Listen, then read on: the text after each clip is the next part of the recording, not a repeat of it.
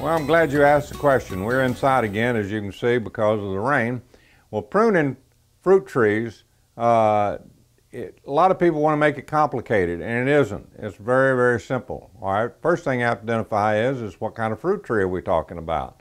Well, I want to go first with what I call stone fruit. That is peaches, plums, and nectarines. And peaches, plums, and nectarines need to have their major pruning done in the dead of winter when all of the leaves are off. And the reason for that is because, frankly, you can see what you're doing. And you can prune off the little twigs and they don't reform before bloom.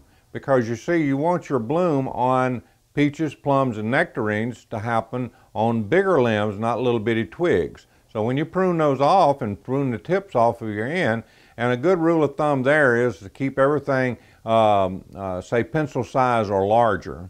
As far as your limbs are concerned. And also, you do not want your peach tree, plum tree, or nectarine tree to be so tall that you can't reach your fruit. My rule of thumb is if your fruit tree is too tall to pick the fruit, then it's too tall. So that's a good time to prune it off. Now, that's not to say that you can't do some shaping during the rest of the year, because you can virtually prune here in Central Florida 12 months out of the year, and it's not going to really hurt your tree. Now, going to the next phase, which is a thing that I sell a lot of course, is citrus trees. Here again, citrus trees can be pruned anytime. The main thing with citrus trees is when you have a little twig or a limb to die, you want to cut that out so you don't have any, quote, dead wood in amongst your live wood. The pruning is more of a shaping in this case. Now, homeowners get real particular sometimes. They don't want it to get so tall. Well, that's easy. Just maintain the height that you want it to be.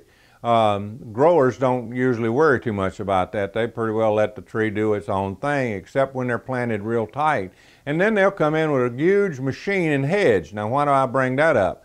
Because you see, with a big hedging machine, you're doing some major damage to the limb. That doesn't hurt the tree. So don't be afraid to prune. If they take a big hedger and go through, certainly your little snips will not do a great deal of harm to the tree. Now, coming down to one of the last categories, and that is the prune fruit, which is your apples and your pears. And I'm going to throw in also persimmon trees, pomegranates, things of that nature, anything virtually. Shape the tree the way you want it to be shaped. You don't want limbs hanging with fruit down on the ground, needless to say, and you also don't want them so tall that they get out of shape, out of character. A pear tree is going to be a little more conical, in other words, go up and not quite as wide than, say, an apple tree.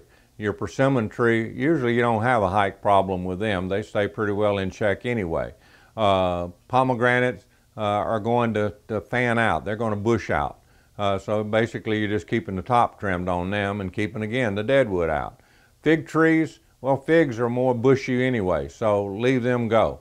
Unless one limb is too tall or one limb is going in the wrong direction or whatever, yeah, you can prune it, no problem. So that's pretty well it on pruning. Just don't be afraid. Your little snips will do great shaping for you if you'll give it a chance.